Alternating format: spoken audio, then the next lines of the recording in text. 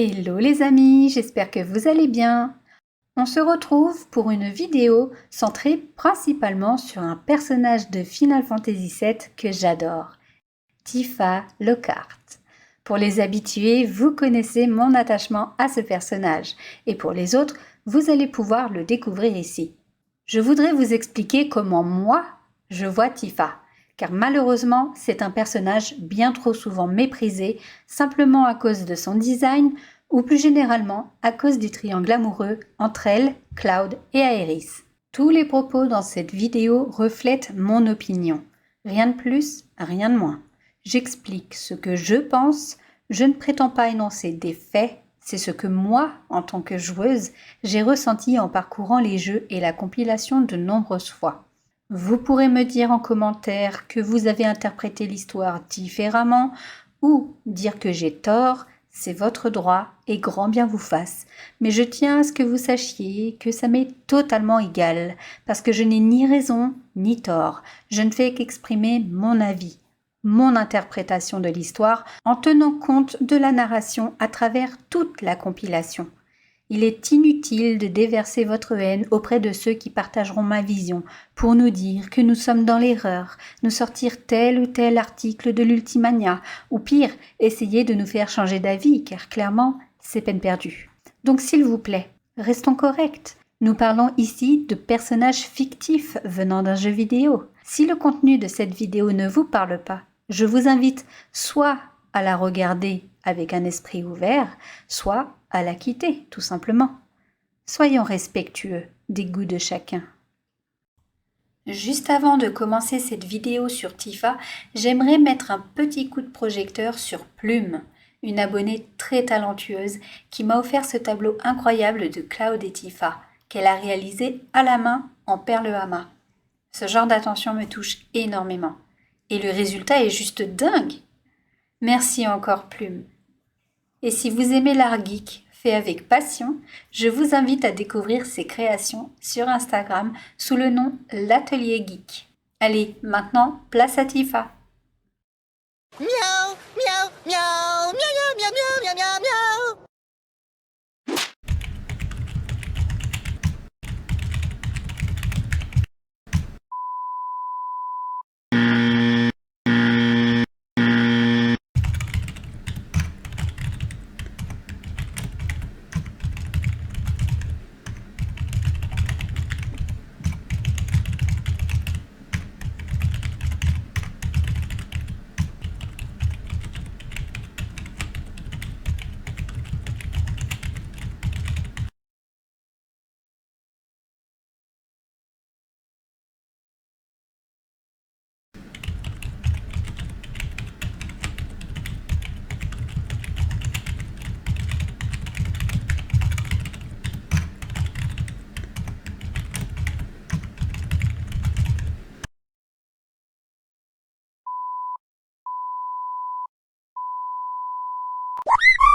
Tifa Lockhart.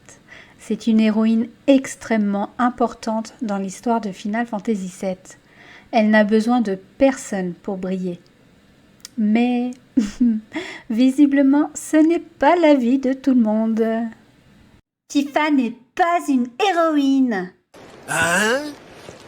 Seuls les hommes aiment Tifa, et uniquement pour ses énormes pastèques. Tifa a forcé Cloud à lui faire une promesse. Dis donc, Tifa ne t'a rien fait que je sache. Tifa n'existait même pas à la création du jeu. Cloud n'a pas besoin de Tifa. N'importe qui peut la remplacer dans la rivière de la vie. Silence. Cloud embrasse Tifa par jalousie parce qu'Aerith aime toujours Zack. Va te faire soigner. Tifa veut empêcher Cloud de sauver Aerith. Tifa devrait plutôt être avec Zack. Faut pas dire des choses comme ça. Tifa pourrait facilement être supprimée du jeu car elle n'a aucune importance dans l'histoire. Tu te fous de moi? Tifa harcelait Cloud dans son enfance. Tifa n'a aucune substance et son histoire ne tourne qu'autour de Cloud. Eh bien, c'est encore pire que ce que je croyais. Tifa ne dit pas la vérité à Cloud, c'est une menteuse et une manipulatrice. J'en ai assez. Malgré toute cette haine immature et inutile, cela ne l'a pas empêché d'être élu meilleur personnage de 2024 dans le Famitsu, le magazine japonais de référence en matière de jeux vidéo. Présentation de Tifa Lockhart selon le Famitsu. Tifa Lockhart, amie d'enfance du protagoniste Cloud, est l'une des héroïnes de Final Fantasy VII aux côtés d'Aerith. Elle est également l'un des personnages les plus appréciés de toute la série Final Fantasy. Dans Rebirth, de nombreux fans ont exprimé leur amour pour elle, la décrivant comme belle et dévouée. Tandis que sa relation avec Cloud a également fait l'objet d'une attention particulière. Sa reconnaissance dans ce prix a été motivée par le sentiment que plus on apprend à la connaître, plus on l'aime. Voyons voir ce qu'en pense son créateur originel, Tetsuya Nomura. Merci beaucoup d'avoir voté pour Tifa. Cela fait environ 30 ans que j'ai créé la Tifa originale. Même après tout ce temps, le fait qu'elle soit toujours aussi appréciée est vraiment un honneur pour moi en tant que créateur. Cependant, un personnage n'est pas seulement une question d'apparence. La personnalité est tout aussi importante. Je pense que l'attrait de Tifa vient de la combinaison de son caractère, de ses expressions, de sa voix, de ses mouvements, de ses capacités de combat et de tous les aspects qui font d'elle ce qu'elle est. Toute l'équipe a travaillé ensemble pour faire ressortir son charme et je suis profondément reconnaissant qu'il ait été reconnu et apprécié. À tous ces soi-disant fans de FF7 qui proclament haut et fort que Tifa ne sert à rien, qu'elle pourrait largement ne pas exister et qu'elle n'est pas une héroïne, j'aimerais juste vous dire une chose. Si Tifa n'existait pas, le jeu n'irait pas bien loin. Clairement. Mais vraiment, genre, c'est le début? Bah non, c'est la fin en fait. Cloud a décidé de devenir un soldat pour Tifa. C'est ce qu'elle découvre dans FF7 original et qu'elle devrait aussi découvrir dans la partie 3 lorsqu'elle parcourt le subconscient de Cloud. Et c'est ce qu'il exprime par lui-même dans une petite nouvelle écrite par Kazushige Nojima, un des développeurs principaux de FF7, dans un des livres officiels de Square Enix, le FF7 Rebirth World Preview Booklet, sorti pour le moment uniquement au Japon. La nouvelle est traduite en anglais sur le compte X Twitter de Shinra Arc, puis par mes propres soins en français. Je vous partagerai prochainement le contenu de la petite histoire de Cloud, mais pour le moment, concentrons-nous sur la partie explicite des sentiments du jeune Cloud à l'égard de la jeune Tifa. C'était sa décision. Pour devenir un soldat, il ferait tout ce qu'il fallait. S'il y avait un chemin, il l'emprunterait. S'il y avait une porte, il l'ouvrirait. Après tout, ne l'avait-il pas dit à Tifa ? C'était son choix. Sa propre décision. Il deviendrait exceptionnel, un soldat, un héros, quelqu'un de spécial pour Tifa. Maintenant, si Cloud n'avait pas éprouvé à ce moment précis de sentiments pour elle et n'avait pas ressenti ce besoin de pouvoir la protéger après leur chute au Mont Nibel si l'occasion se représentait, dans ce cas, deux possibilités s'offrent à nous. Dans l'optique où Cloud n'en aurait rien eu à faire de Tifa, ou qu'elle n'aurait été qu'une simple amie, il n'aurait donc pas ressenti ce besoin de devenir plus fort pour pouvoir la protéger. Donc, il n'aurait pas eu envie de partir pour Midgar pour ressembler à Sephiroth. Donc, il serait resté à Nibelheim et serait sûrement mort avec les autres habitants. Fin de l'histoire. Dans l'optique où il aurait quand même voulu partir pour Midgar, disons comme les autres garçons de Nibelheim, ok. Mais au moment où Tifa l'aurait retrouvé à la gare des taudis du secteur 7 après la mort de Zack, Cloud étant dans un état végétatif, ne serait alors pas revenu à lui, Tifa n'étant pas une personne assez importante dans son cœur et son esprit pour le ramener à la raison. Donc, il serait devenu un Marco en puissance qui aurait fini par se rendre à la réunion. Fin de l'histoire. Généralement, les haters de Tifa sont principalement des adorateurs du couple Cloud-Aerys ou simplement d'Aerys, qui à tort craignent que Tifa lui fasse de l'ombre dans l'histoire. Mais il n'en est absolument rien. Tifa, tout comme Aerys, sont les deux héroïnes de ce jeu. Elles ont deux rôles primordiaux et le jeu ne peut exister sans l'une ni l'autre. La vidéo d'Hélène Chan sur le sujet est excellente. Je vous la conseille car elle entre dans les détails avec une belle précision et des schémas très explicites, ce qui ne manquera pas de vous ravir. Elles sont toutes les deux les vraies héroïnes de ce jeu. L'une réglera le conflit interne et l'autre le conflit externe de l'histoire de Final Fantasy VII. Lors de la cérémonie à Junon, leurs discours sont vraiment représentatifs de leur vision des choses. Aerys encourage la planète, représentée par Midgar et ses habitants, là où Tifa encourage Cloud, représenté par le capitaine. N'oublions pas non plus que nous portons les espoirs de tout Midgar. La pression pèse sur nos épaules. Cependant, restons confiants et fiers. En route, allons aider la planète. Avec le capitaine à notre tête, nous serons parfaitement menés. Si nous suivons tous son exemple, nous n'aurons aucun problème. Cette fois-ci, c'est moi qui vais te protéger. Elles ont chacune un rôle bien distinct dans l'histoire. Tifa est la seule à avoir connu Cloud avant son départ à la Shinra. Malgré ses doutes et les tentatives de manipulation de Sephinova, elle croit en lui, ne l'abandonne pas et préfère rester avec lui jusqu'au bout, malgré son état végétatif. De par sa relation profonde avec lui, elle parviendra à atteindre son subconscient et l'aidera à se retrouver. Elle est la seule capable de sauver Cloud, qui une fois revenu à lui, pourra avec l'aide du groupe affronter Sephiroth. Là où Aerys, bien que inquiète pour Cloud, mais aussi pour tous les gens à qui elle tient, doit sacrifier ses désirs et son rêve d'un futur auprès de ceux qu'elle aime, car en tant que dernière descendante des Cetra, elle est la seule à pouvoir agir grâce à son pouvoir unique de communiquer avec la planète et entrer en contact avec son énergie spirituelle, ce qui lui permettra lorsqu'elle retournera à la planète d'invoquer le sacre qui sauvera le monde une fois Sephiroth vaincu. Traces of Two Pasts. C'est un livre écrit par Kazushige Nojima, le scénariste de FF7, qui retrace le passé de Tifa et celui d'Aerys. Dans ce livre, on apprend énormément de choses sur le passé de Tifa, celui-ci étant vraiment enrichi, montrant les relations de Tifa avec sa famille et tous les habitants de Nibelheim, mais également ses sentiments naissants envers Cloud, la manière dont elle le voyait et l'admirait, mais découvrant aussi qu'elle avait des attentes romantiques envers lui.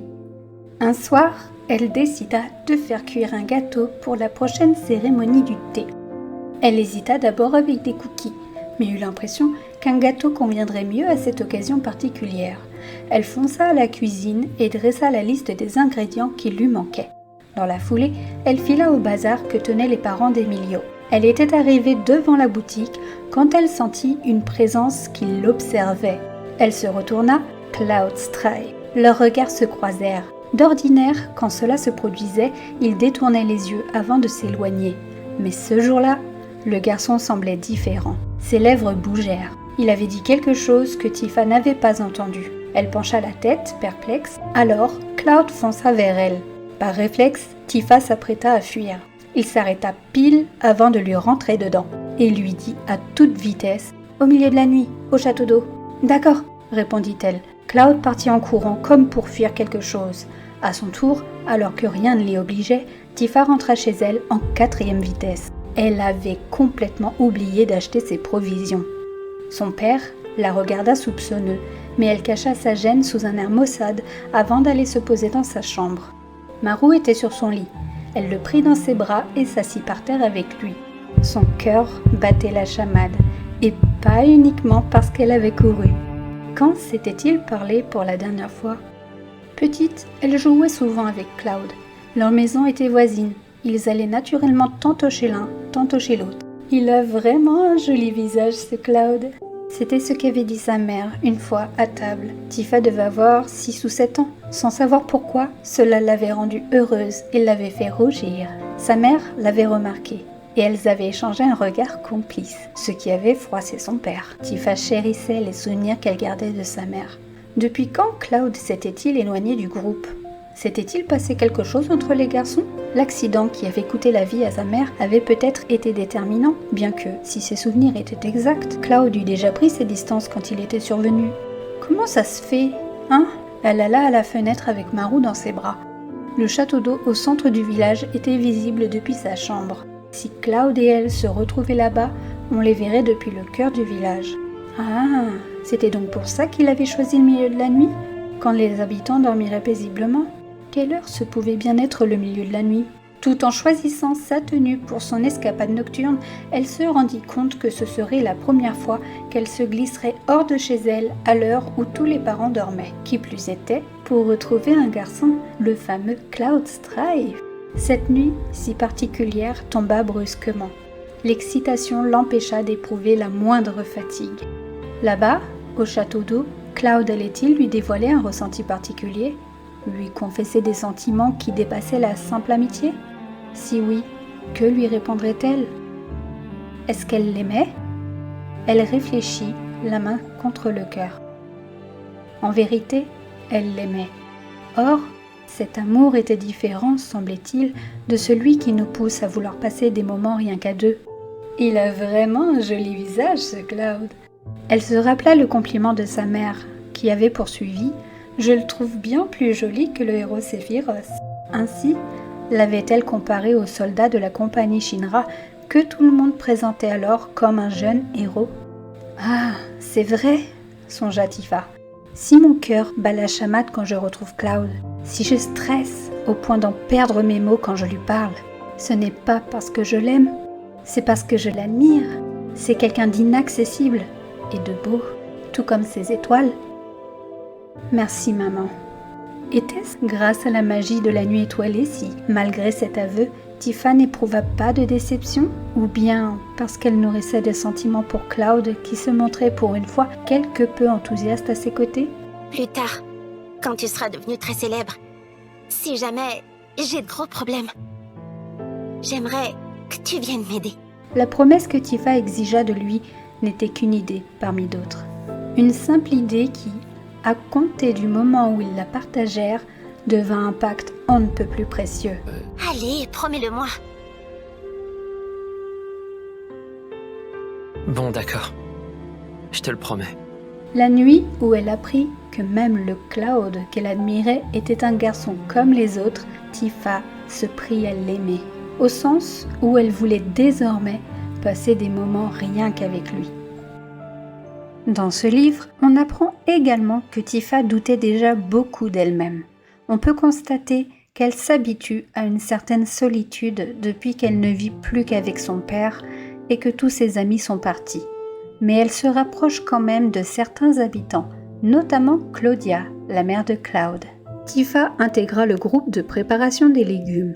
Elle avait entrepris d'émincer les végétaux de toutes les couleurs quand elle entendit sa voisine la complimenter. « Oh, mais tu es ravissante !» Tifa tourna la tête. Claudia Strife. « Ça me vient de Margot. C'était les vêtements de Yasmine.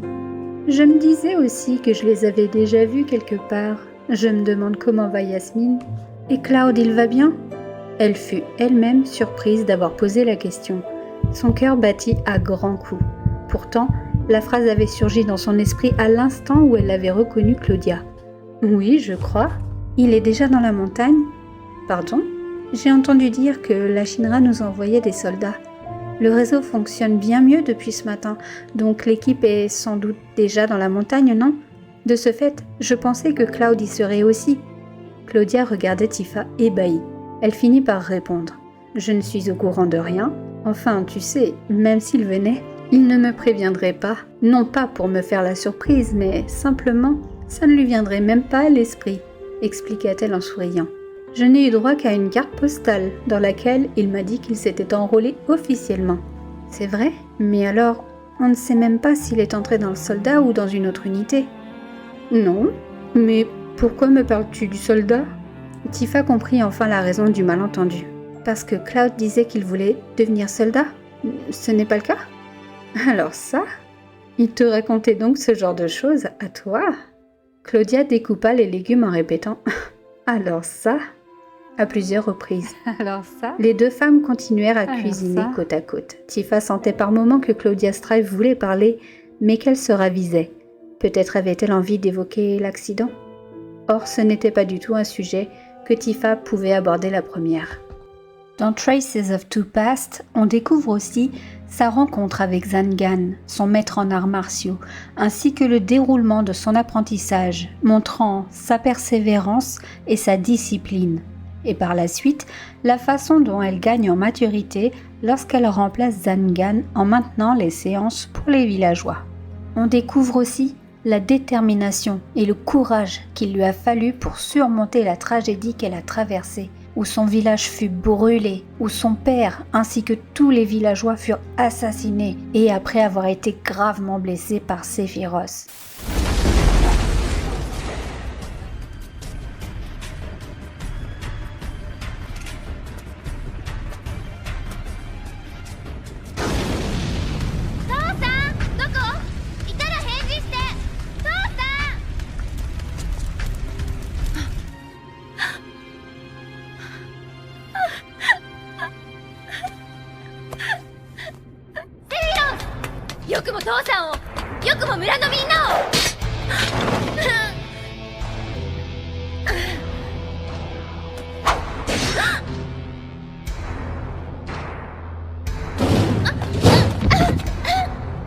On découvre comment elle a dû se reconstruire dès son arrivée à Midgar à seulement 15 ans.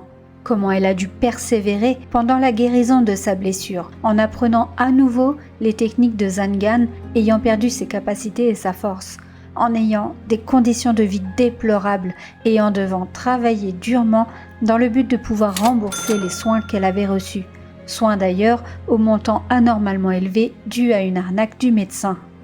On découvre également comment elle a rencontré le trio d'Avalanche, notamment Jessie, pour qui elle avait un profond respect et une grande admiration, et qui d'ailleurs l'a aidée à supporter cet enfer.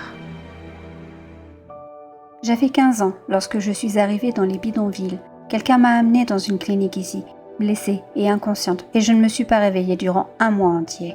Quand je me suis réveillée, je me suis retrouvée seule avec une énorme facture de soins médicaux. J'ai donc trouvé un travail pour rembourser ma dette. Que souhaitez-vous? Une brioche secteur 8, s'il vous plaît.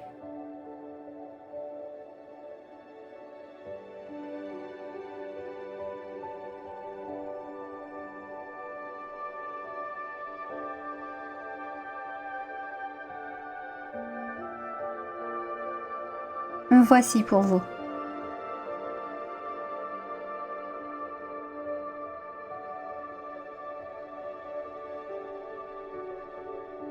Donnez-moi la spécialité de la maison, et vite, je suis pressée.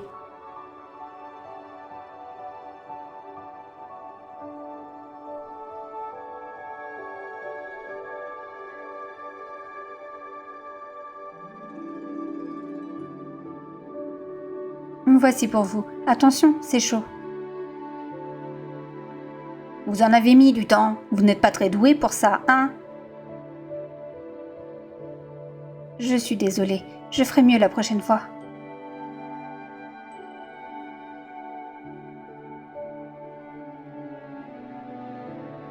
L'anxiété liée à la difficulté de m'adapter à un nouveau travail et de rembourser ma dette était écrasante, mais je me suis remise aux arts martiaux pour essayer de tenir le coup chaque jour. Ha ha! Ya!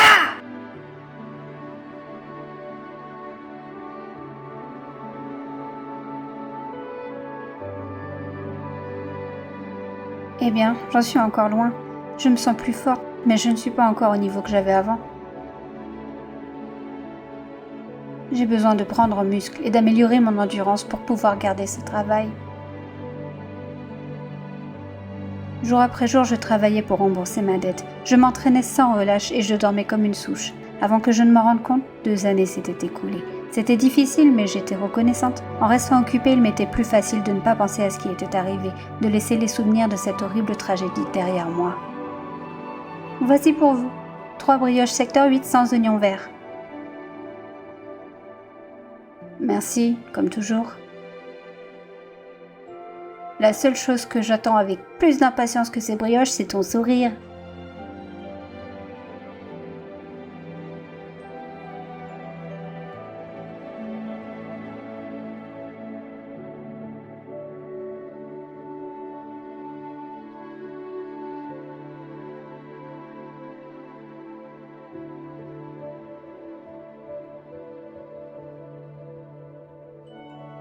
Voilà, c'est très épicé. Et c'est très chaud, alors ne le mangez pas trop vite.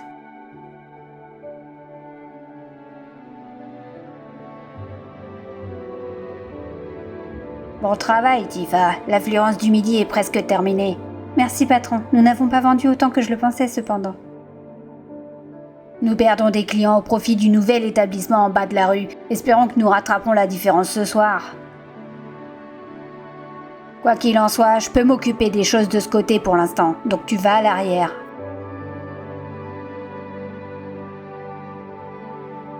« 22 brioches à la vapeur secteur 8, s'il vous plaît. » 22 ? Oui, 20 pour moi et 1 pour chacun de mes amis.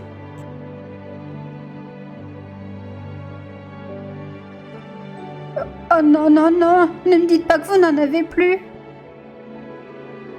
J'ai fait tout le chemin depuis le secteur 7 parce que j'ai entendu dire que cette délicieuse brioche fondait dans la bouche. Attendez, non, ce n'est pas ça, vous m'avez juste prise au dépourvu. Ne vous inquiétez pas, il en reste beaucoup. Yes! Ils en ont!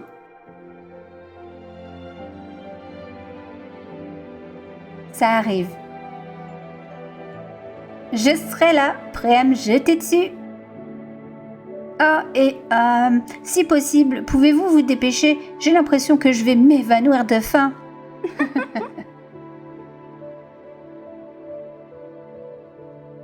En préparant des brioches à la vapeur pour des clients enthousiastes, j'ai réalisé que j'avais trouvé un but dans la vie. J'aidais les gens. Et c'est à ça que je devais me consacrer. Waouh, c'était tellement bon!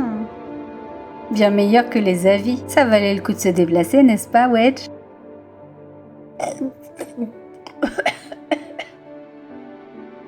Je reviendrai ici sans hésiter. Moi aussi, j'en veux déjà plus. Revenons ensemble. Ne parle pas la bouche pleine.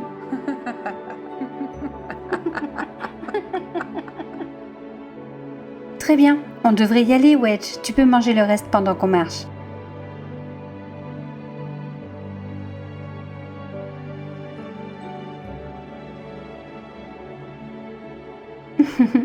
Ils avaient l'air d'un groupe amusant. Quoi? Pourquoi je pleure? En les voyant parler et rire ensemble, ça m'a touchée. J'étais toute seule. Les 3 amis qui ont acheté les 22 brioches sont rapidement devenus des habitués. Le simple fait de savoir que je les reverrais encore et encore m'a fait travailler plus dur. Je devenais douée. Les affaires ont été très bonnes ces derniers temps. Nous avons établi un nouveau record pour les ventes du midi. J'intègre les arts martiaux dans la routine comme le ferait Maître Zangan. Haha, content de te voir en pleine forme. J'espère que tu garderas cette énergie pour le dîner. Maintenant vas-y, c'est l'heure de ta pause.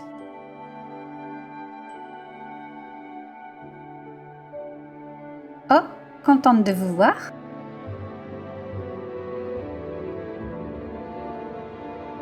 Salut, nous n'avons pas pu rester éloignés. Je suis désolée, mais nous sommes fermés jusqu'à l'heure du dîner. Vous devrez revenir plus tard. Oh non, nous sommes arrivés trop tard, et moi qui me réjouissais d'en manger 30. Patron, c'est bon, je m'en occupe. 30 brioches à la vapeur tout de suite. Oui, je vais battre mon record. Quelle chance, Wedge. Tu nous sauves la vie. Je sais que nous en voulons toujours beaucoup. Très vite, je me suis liée d'amitié avec ces trois-là. Wedge était le plus drôle, Biggs était du genre grand frère et il y avait Jessie. C'était une citadine de Midgar et je mourais d'envie de lui ressembler. Même si nous avions à peu près le même âge, elle avait vécu tant de choses et me semblait si mature.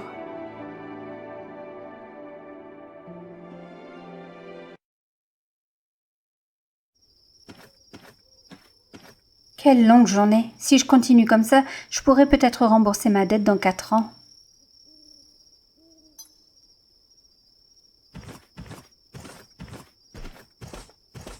Eh ma jolie, tu veux te faire un peu de fric avec ton magnifique petit visage? Ça ira, merci. Même si c'est 100 fois plus que ce que tu gagnes actuellement? Quoi? Hey! Allez, viens!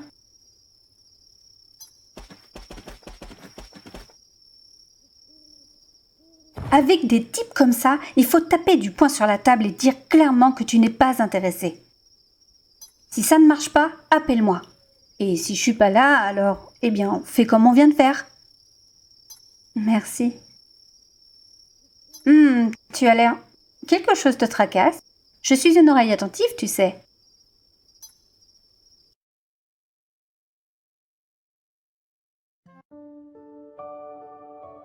C'est la première fois que j'ai eu l'occasion de parler à Jessie.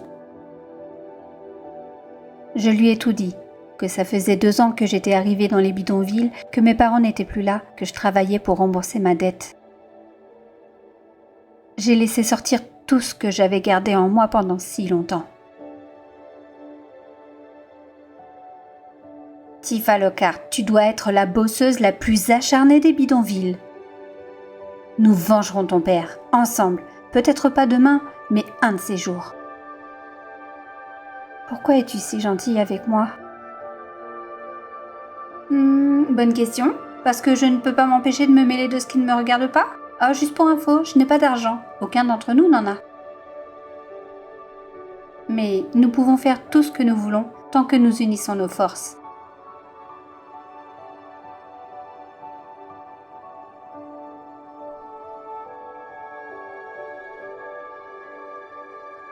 Jessie m'a appris toutes sortes de choses.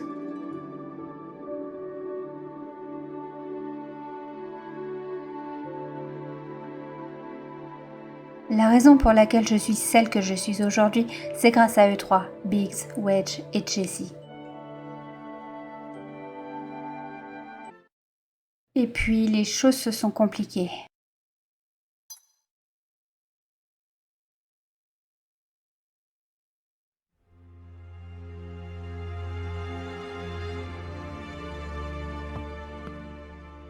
Tifa, tu as 1 minute? Bien sûr, qu'y a-t-il? Les 3 habitués avec lesquels tu traînes.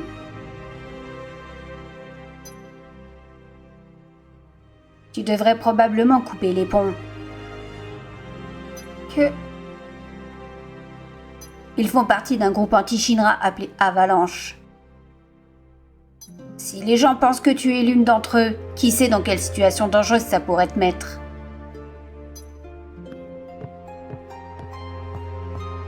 Anti-Shinra? Avalanche? Danger?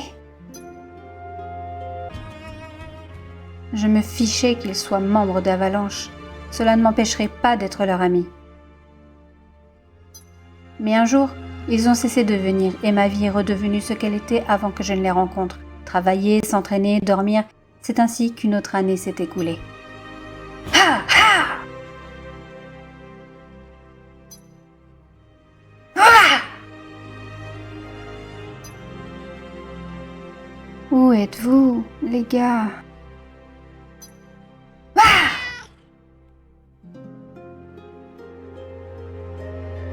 Je pensais qu'on était amis.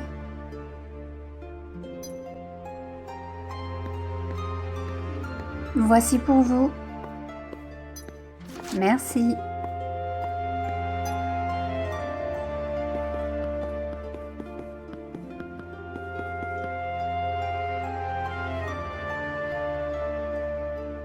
Entre nous, j'ai entendu dire que les troupes de la Shinra allaient attaquer un rassemblement d'avalanches ce soir. Quoi? T'as entendu ça où?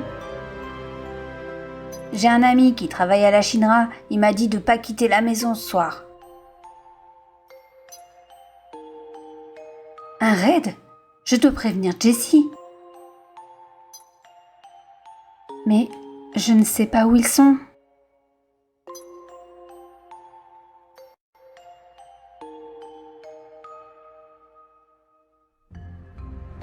Il y a un an, alors que je fêtais mon 2e anniversaire dans les bidonvilles, Jessie m'a emmenée à un atelier de planétologie.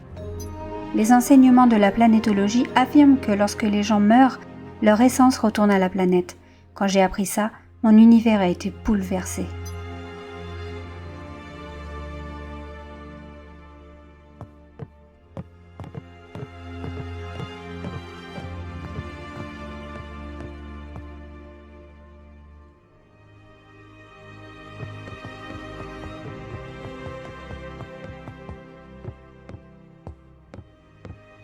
Ça paraît logique, non?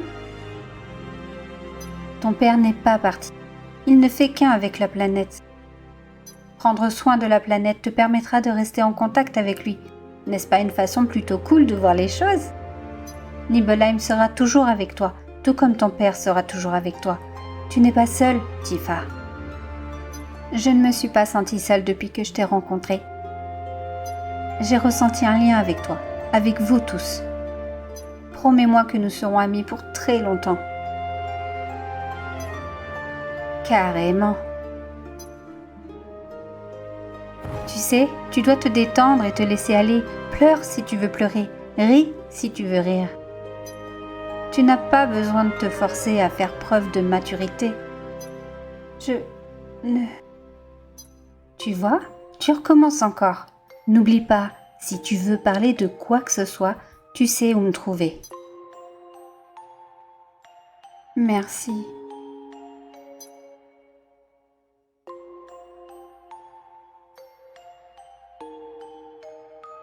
Je pensais qu'ils étaient mes amis, mais ils me cachaient quelque chose d'important. Jessie, Biggs, Wedge, où êtes-vous? Pendant que je travaillais, je me creusais la tête pour trouver le moindre indice qui pourrait m'aider à les retrouver. Attends, c'est ça, la salle de l'atelier. Quoi? Oh, je suis vraiment désolée, je viens de me rappeler quelque chose d'important à propos de certains amis.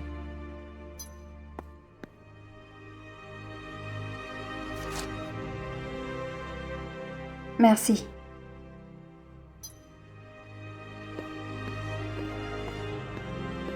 Jessie, Biggs, Wedge.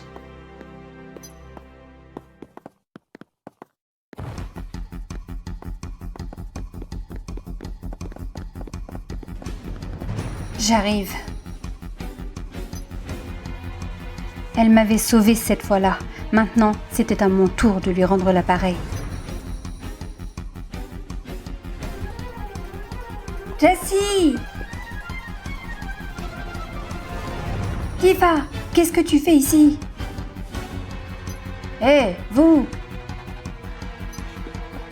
S'ils nous attrapent ensemble, ils t'arrêteront aussi. Je ne peux pas t'impliquer là-dedans. S'il te plaît, va-t'en. Pas question. Je t'ai dit que j'étudiais les arts martiaux, non? Hé, c'est Avalanche!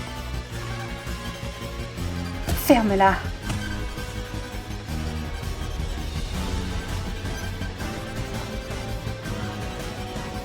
La planétologie m'a appris... Non, tu m'as appris que Nibelheim et mon père seraient toujours avec moi. Ça m'a donné la force que je n'aurais jamais pensé avoir.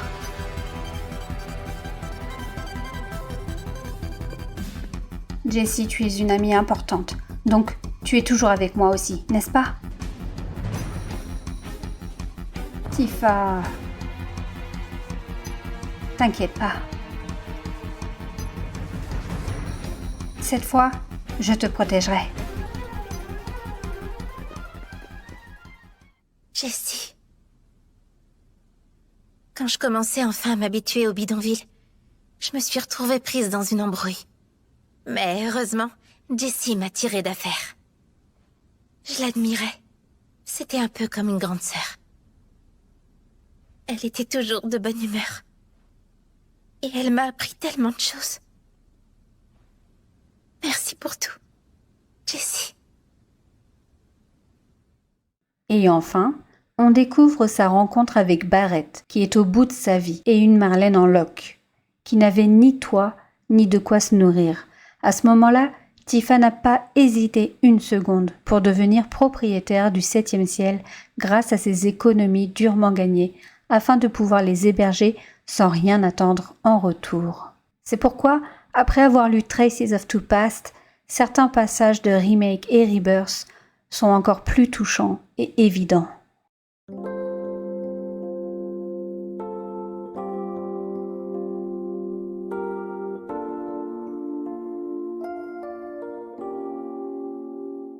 Tifa est forte et indépendante. C'est une combattante redoutable. C'est une survivante capable de se défendre et de protéger ceux qu'elle aime. Elle est empathique et bienveillante. Elle est souvent le cœur émotionnel du groupe, toujours là pour réconforter et soutenir les autres. Réservée mais profonde, contrairement à d'autres personnages plus expressifs, Tifa intériorise bien souvent ses émotions, mais on peut toujours les lire sur son visage, ce qui la rend très humaine et réaliste. Tifa est dévouée, elle se préoccupe souvent du bien-être des autres, et en particulier de celui de Cloud. Elle est également capable de diriger le bar, 7e ciel, tout en aidant Avalanche dans leur combat contre la Shinra, et par la suite, elle aidera le groupe dans sa lutte contre Sephiroth.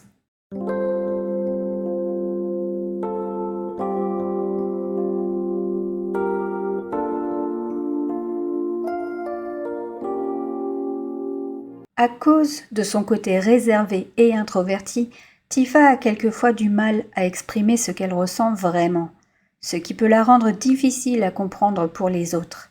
Même si elle tient énormément à Cloud, elle hésite souvent à lui dire ce qu'elle pense réellement, de peur d'aggraver sa situation. Malgré ses craintes, elle le soutient à travers ses traumatismes, cherchant à l'aider à retrouver son identité et sa confiance en lui. Tifa se remet souvent en question, se demandant si elle fait les bons choix pour elle-même ou pour les autres, et son côté protecteur peut la rendre vulnérable, car elle place souvent les besoins des autres avant les siens. Même si elle est résiliente, elle reste marquée par son passé, ce qui influence beaucoup ses décisions et son comportement. Malgré toutes ses interrogations, ses doutes et ses peurs, elle ne se laisse pas abattre et continue d'avancer.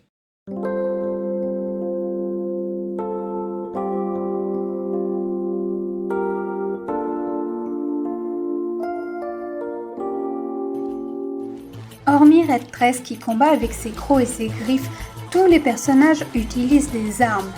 Même Vincent et Sid, dont nous n'avons eu qu'un aperçu, contrairement à Tifa, qui elle n'est qu'une simple humaine qui maîtrise les arts martiaux. Elle possède un style de combat rapide et puissant. Ses techniques iconiques et ses combos spectaculaires rendent son gameplay satisfaisant, ce qui fait de Tifa un personnage unique.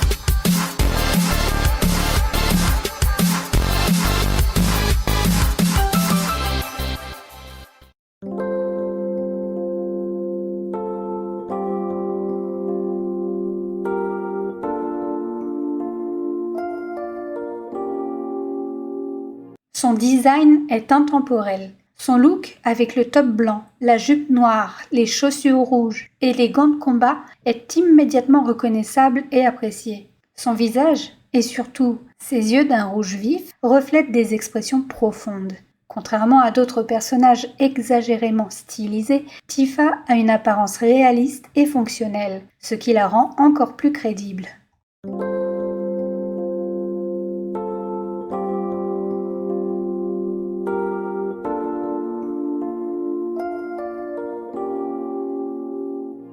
Tifa est le pilier émotionnel de Cloud. Elle joue un rôle clé dans la stabilité et l'ancrage de Cloud à la réalité.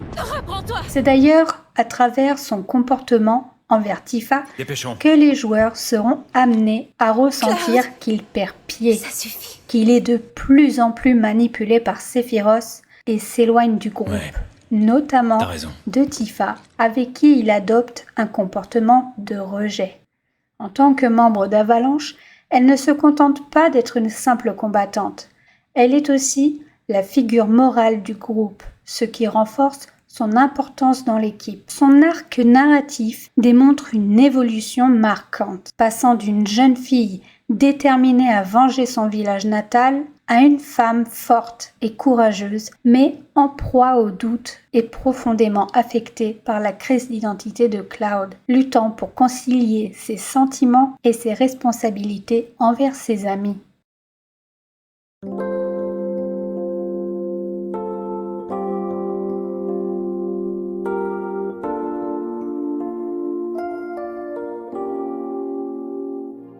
Grâce au livre On the Way to a Smile, écrit par Kazushige Nojima, et au film Advent Children, la version originale étant sortie en 2005 et la version complète en 2009, avec presque 30 minutes de film supplémentaires, on découvre la manière dont Tifa ne cesse d'évoluer après les événements qu'elle et ses amis ont traversés dans leur quête pour sauver le monde.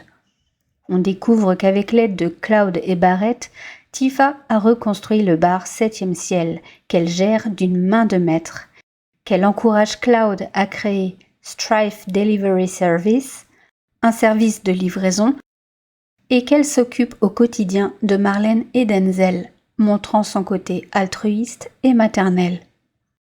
Mais on découvre aussi comment sous ces airs de femme battante et courageuse se cache en fait une femme emplie de culpabilité qui prend conscience de la répercussion et de la gravité des décisions prises avec Avalanche, dont le but initial était d'assouvir son désir de vengeance envers Sephiroth et la Shinra, ce qui causa la perte de nombreuses personnes, mais surtout la perte d'Aerys, avec qui elle s'était très rapidement liée d'amitié. Tout du long, elle garde en elle cette immense douleur et lutte avec son sentiment d'isolement et sa relation délicate avec Cloud, ce qui ajoute une grande profondeur à son personnage. Malgré tout, elle n'abandonne pas, elle s'affirme et se bat pour ceux qu'elle aime. Elle les protège et devient une femme indépendante, trouvant un équilibre entre combat, reconstruction et famille.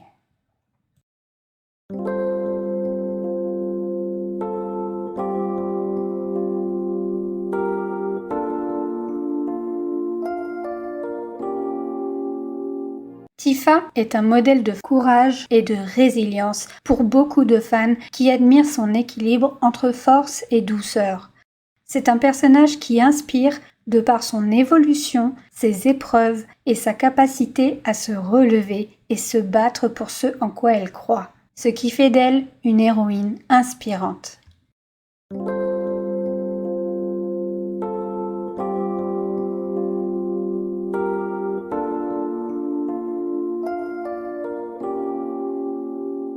Tifa n'est pas une héroïne.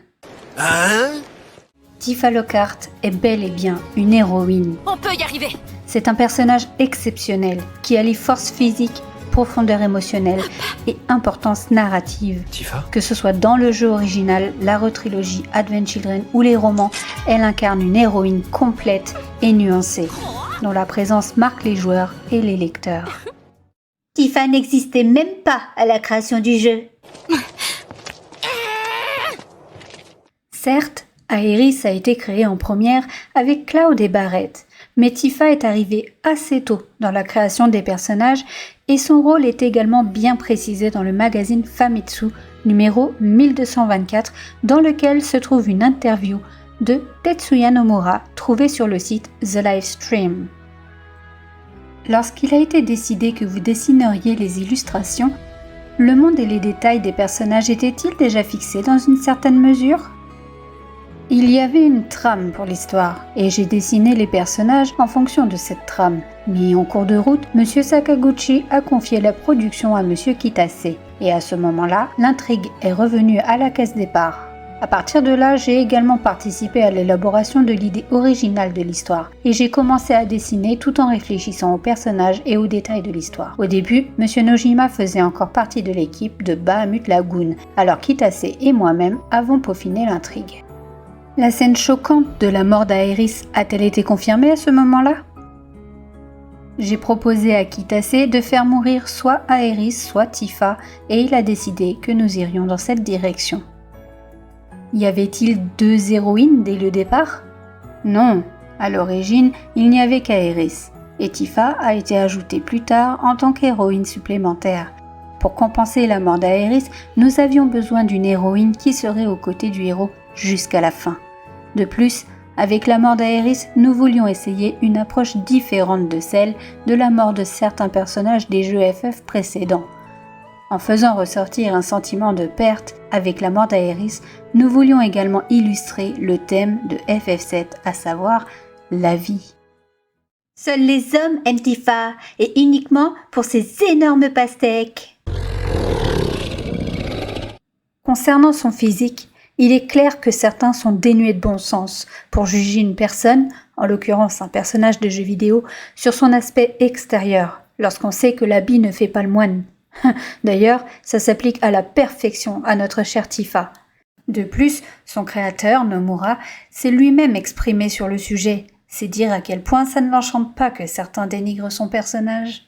Tifa a forcé Cloud à lui faire une promesse. Dis donc, Tifa ne t'a rien fait que je sache. Quand Tifa a demandé à Cloud de lui faire cette promesse, elle n'a fait qu'émettre un vœu, celui d'une jeune fille qui espère pouvoir revoir ce garçon pour qui elle a des sentiments naissants, qui vient de lui annoncer qu'il partira très bientôt. Elle lui exprime avec cette promesse son souhait de le retrouver quand ils seront plus grands. C'est une façon pour elle de combler une distance émotionnelle entre eux, de créer un pont. Cloud, lui, accepte sans hésiter. Pourquoi ? Parce qu'à ce moment-là, il est en quête de reconnaissance. Il se sent isolé, incompris, pas vraiment à sa place dans le village. Tifa, c'est l'idéal, le rêve inaccessible. Et pourtant, ce soir-là, elle lui parle, lui tend la main. La promesse qu'il lui fait, il la voit comme une preuve qu'il peut être quelqu'un pour elle. Il la prend très au sérieux. Et c'est ça qui est beau. Ce qui était un simple moyen pour elle de rester en contact avec lui devient un serment sacré pour lui. Il la respectera jusqu'au bout, même quand sa mémoire flanchera, même quand son identité vacillera. Cette promesse devient un des piliers silencieux de son existence. Donc non, vous ne pouvez pas dire que Tifa l'a forcé. Elle a saisi une opportunité de toucher son cœur, et Cloud, déjà plus attaché à elle qu'il ne se l'avouait, ou ne le réalisait, a saisi cette chance de se rapprocher d'elle. Et c'est justement cette sincérité mutuelle, même maladroite, qui rend cette scène si marquante. Tifa pourrait facilement être supprimée du jeu, car elle n'a aucune importance dans l'histoire. Tu te fous de moi ? Tifa ne peut pas être supprimée de ce jeu. Elle est le pilier émotionnel de Final Fantasy VII. Elle incarne la mémoire, la loyauté et la force intérieure. Sans elle, Cloud ne retrouve pas son identité.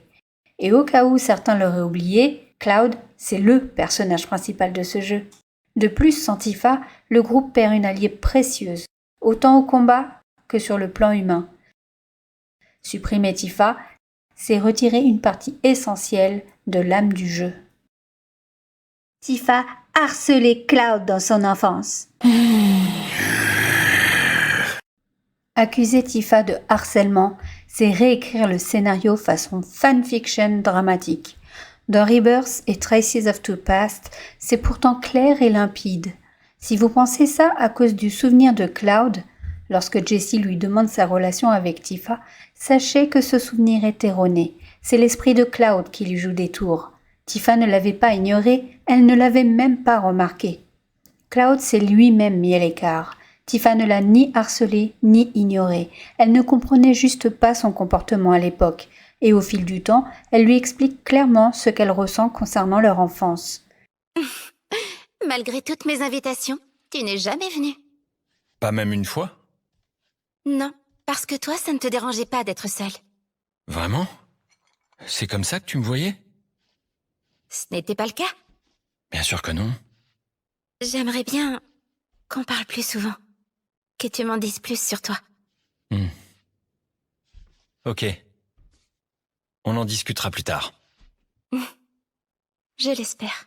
Cloud mentionne d'ailleurs qu'il veut prendre le temps de parler avec elle. T'en fais pas. On reparlera de tout ça. Carte sur table. Donc il serait plus judicieux de s'attarder un peu plus sur les échanges entre ces deux-là, plutôt que de projeter sa fanfiction dans une histoire extrêmement bien écrite. Tifa ne dit pas la vérité à Cloud, c'est une menteuse et une manipulatrice. J'en ai assez. Les gens qui pensent que Tifa est manipulatrice et qu'elle ment à Cloud, non seulement ne doivent pas savoir lire entre les lignes, mais font également preuve de mauvaise foi. L'esprit de Cloud est complètement chamboulé et c'est démontré dès le début. Ses souvenirs sont mélangés avec ceux de Zack à cause de son traumatisme, de la manipulation de Jenova et amplifiés par l'empoisonnement à la Mako. Pendant le voyage de nos héros à travers Gaïa se déroule un autre voyage, celui qui se passe à l'intérieur de cet esprit brisé. Depuis qu'elle a retrouvé Cloud, Tifa essaie de lui dire la vérité, mais à chaque fois qu'elle le fait, cela le perturbe davantage et mène à des incompréhensions. Cloud est clairement manipulé, mais pas par Tifa, par Sephinova et contre Tifa, afin qu'il perde ses repères. Cloud doit se souvenir par lui-même. De ce fait, personne ne peut vraiment l'aider, car cela remettrait en question son existence même.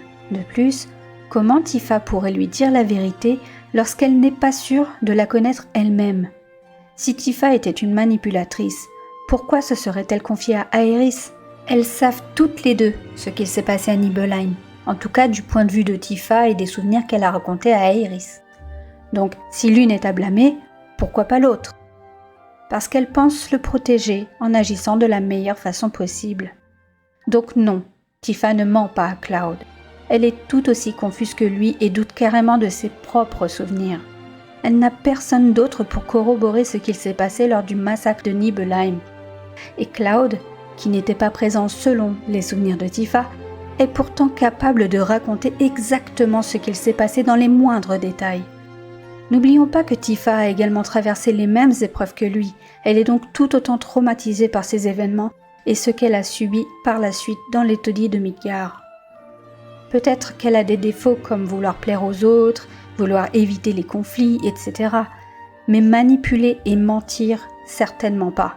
Elle fait au contraire toujours passer le bien-être des autres avant le sien. La seule raison pour laquelle elle veille à ce que Cloud reste auprès d'elle n'est pas pour s'assurer qu'il tienne sa promesse, mais au contraire parce qu'elle est inquiète pour lui et veut pouvoir prendre soin de lui et s'assurer qu'il aille bien, car comme je l'ai déjà mentionné, elle s'est aperçue assez tôt que quelque chose clochait le concernant. Tifa n'a aucune substance et son histoire ne tourne qu'autour de Cloud. Eh bien, c'est encore pire que ce que je croyais. Tifa n'est pas définie par Cloud. Elle est son propre pilier. Elle gère seule un bar, cache en elle un traumatisme immense, rejoint Avalanche par conviction, pas par amour, et agit toujours en soutien moral et stratégique du groupe. Son arc tourne autour du deuil, du doute, de la reconstruction personnelle et du choix de croire en elle-même. Elle fait partie de l'histoire de Cloud, que ça vous plaise ou non, mais en aucun cas elle n'est son ombre. Elle est sa propre lumière et l'une des âmes les plus humaines du jeu. Tifa veut empêcher Cloud de sauver Aerys. Tifa n'a jamais empêché Cloud d'aller sauver Aerys. Elle souhaitait simplement aller dans le sens d'Elmira pour ne pas la brusquer davantage. Dès qu'elle a compris qu'Elmira avait baissé sa garde, elle a insisté pour qu'elle les laisse aller la secourir. À plusieurs reprises, on peut voir que Tifa est souvent la première à protéger Aerys.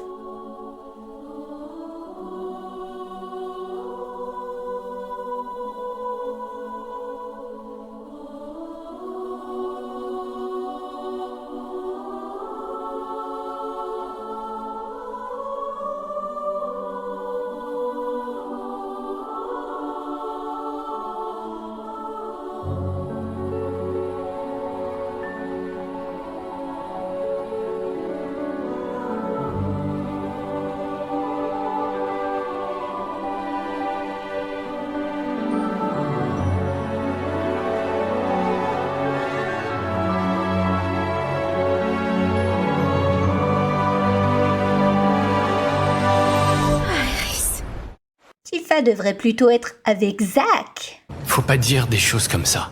Non mais là par contre ça devient grave. Tifa avec Zack. C'est du pur fantasme de surface. Tifa n'a jamais posé les yeux sur Zack. Elle ignorait même le grand héros Sephiroth à 2 mètres d'elle. C'est dire à quel point elle s'en moque. Elle n'adressait la parole à Zack que pour se renseigner sur un possible garçon blond dans le soldat, ou par la suite pour l'aider à trouver Sephiroth. Le lien entre Tifa et Zack est aussi romantique qu'un barbecue sous la pluie avec des saucisses congelées. 2 personnages charismatiques, oui, mais zéro alchimie, zéro intention. Et Zack, il se fiche complètement de Tifa. Son cœur, ses pensées et jusqu'à son dernier souffle vont à Aerys. Il n'aurait jamais risqué sa vie pour Aerys s'il ne l'aimait pas. Cloud n'a pas besoin de Tifa. N'importe qui peut la remplacer dans la rivière de la vie. Silence. Je comprends que l'idée de voir un autre personnage remplacer Tifa dans la rivière de la vie puisse paraître intéressante, mais cela néglige plusieurs aspects essentiels du lien qu'elle partage avec Cloud. Tifa n'est pas juste un soutien par défaut, elle est l'ancrage émotionnel de Cloud. Leur relation va bien au-delà de l'amitié ou de l'amour, elle est une part intégrante de son identité. Tifa est la personne qui l'a connu avant tout ce chaos, la seule à pouvoir le remettre sur la bonne voie quand il perd pied. Sa présence dans FF7 n'est pas seulement un moteur narratif, elle incarne également la mémoire de Cloud. Les autres personnages, même s'ils ont leur propre rôle et valeurs, ne possèdent pas cette histoire partagée, cette connexion profonde et personnelle avec Cloud. Remplacer Tifa dans cette dynamique reviendrait à dénaturer le processus de guérison de Cloud, ce qui serait non seulement une erreur, mais priverait l'histoire de toute sa profondeur émotionnelle. Donc, non, il n'est pas possible de remplacer Tifa, car elle est au cœur de l'arc de Cloud et de son voyage intérieur. Sans elle, il ne serait pas celui qu'il est, et son voyage perdrait toute son essence. Cloud embrasse Tifa par jalousie parce qu'Aerys aime toujours Zack. Va te faire soigner. Le baiser entre Cloud et Tifa pendant leur rendez-vous au Gold Saucer n'a rien à voir avec de la jalousie envers Aerys et Zack. Ce n'est pas une réaction impulsive ou basée sur des sentiments de rivalité, mais bien l'aboutissement de leur propre cheminement émotionnel. Cloud prend cette initiative après que Tifa se soit ouverte à lui sur leur relation, sur leur passé commun et leur rapprochement. Pour ceux qui en doutent encore, il suffit de revenir à Gongaga. Avec la caméra fixe dans la version PC, on voit tout. Ce moment dans la gondole, c'est juste la suite naturelle de ce qui a failli arriver là-bas. Cloud regarde Tifa, puis ses yeux descendent vers sa bouche, la sienne est entr'ouverte. Elle lui prend la main, certes, mais c'est lui qui l'attire doucement à lui.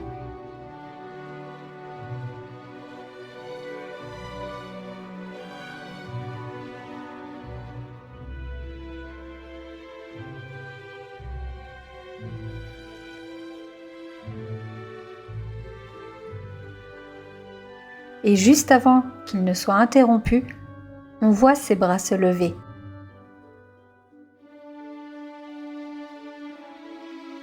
Lentement, comme s'il s'apprêtait justement à l'embrasser. C'est un moment suspendu, fragile, mais rempli de douceur. On sent qu'ils sont prêts. Ce baiser était là, à portée. Il manquait juste quelques secondes de plus. Cloud embrasse Tifa parce qu'il en a envie. Parce que c'est Tifa.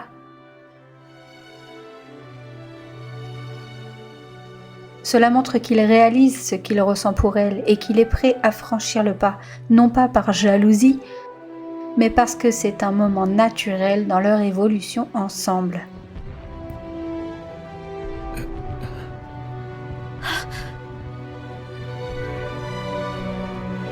Dis-moi, tu crois que je me laisse encore emporter? Encore? Oui. Encore.